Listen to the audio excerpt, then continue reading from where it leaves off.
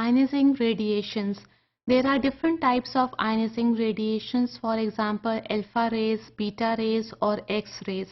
बाज़-औक़ात hormones की measurement के लिए हमें ionizing radiations का इस्तेमाल करना पड़ता है in the form of radioactive isotopes.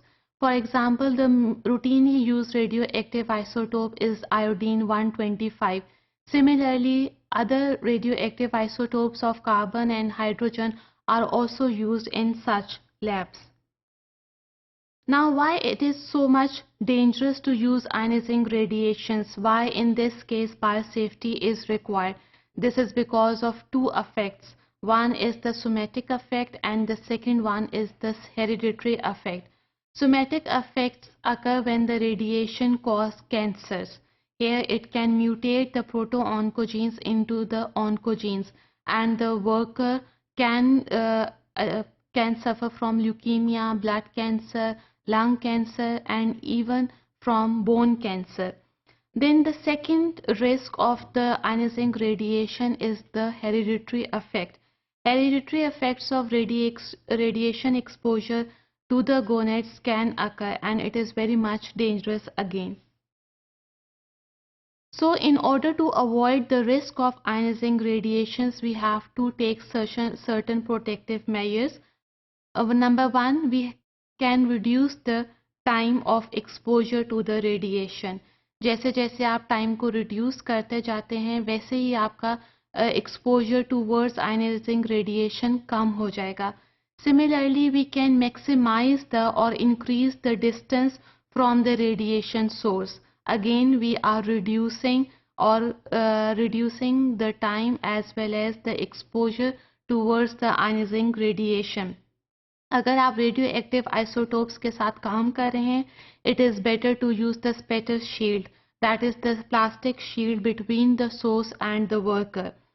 और अगर आपकी टेक्निक ऐसी है जिस पे आप आयनाइजिंग रेडिएशन को यूज़ करने की बजाय रेडियोएक्टिव आइसोटोप्स को यूज़ करने की बजाय या रेडियो न्यूक्लियोटाइड्स को यूज़ करने की बजाय नॉन रेडियोमेट्रिक टेक्निक चूज़ कर सकते हैं जिसकी स्पेसिफिसिटी और सेंसिटिविटी ज़्यादा हो, so it is better in such cases to use the non radioactive methods or the techniques. Now there are some rules. For example, in the radiation area, it is better to mention the shelf life of the radioactive isotopes. इसी तरह जो बंदा radiation area में काम कर रहा है उसके पास स्पेशल कोड होता है.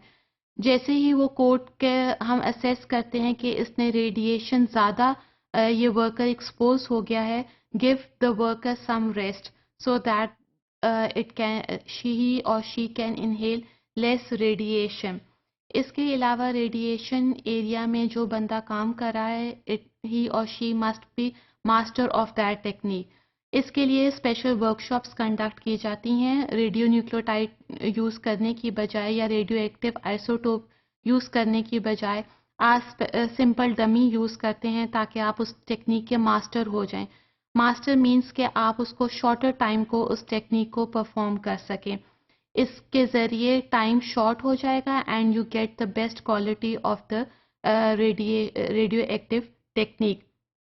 Then work bench area, there must be a greater distance from the work bench area with the radiation source. और जब वर्कर काम कर ले वर्किंग एरिया में तो फ़ौरन उस रूम से चला जाए. Then radioactive waste area cannot be disposed of in the yellow bag or in the sharp box. For that we have to arrange special radioactive waste area ताकि बाकी लोग जो हैं वो रेडिएशन से एक्सपोज ना हो सके.